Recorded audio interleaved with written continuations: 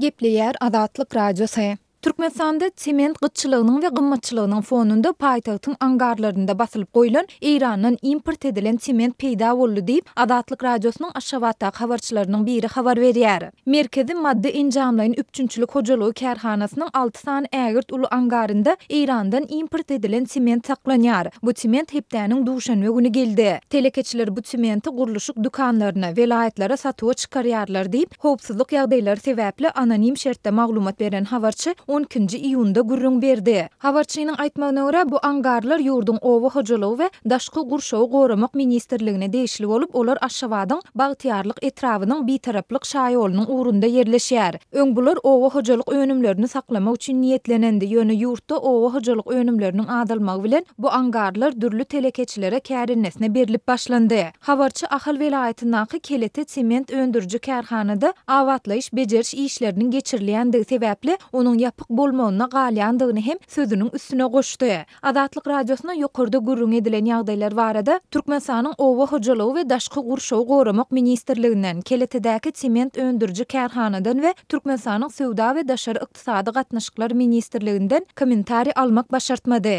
Şeýle-de Erandan import edilen sementiň mukdaryny hem anyklap bolmady. Ýöne White Rose Business Group neşri 2018-nji ýylyň mart-dekabr aýlary aralygynda Iranyň Merkezi Aziýa döwletlerine şol sanda Türkmenistana 247 000 tonna sement eksport edendigini ma'lum edýär. Şeýle-de Financial Tribune neşriniň şu ýylyň 28-nji ýanwarynda beren maglumatyna görä geçen ýylyň soňky 10 aýynda Irandan Türkmenistana import edilen haritlaryň bahasy 305 milyon Amerikan dollaryna barabar boldy. Bu döwürde Türkmenistan Irana bahasy 7 milyon Amerikan dollaryna barabar harit eksport etdi. Irandan Türkmenistana satylan haritlaryň esasy bölegini sement, kartoşka, alma, şeker, plastika önümleri we guruluşyk materiallary emele getirýär diýip neşir habar berdi.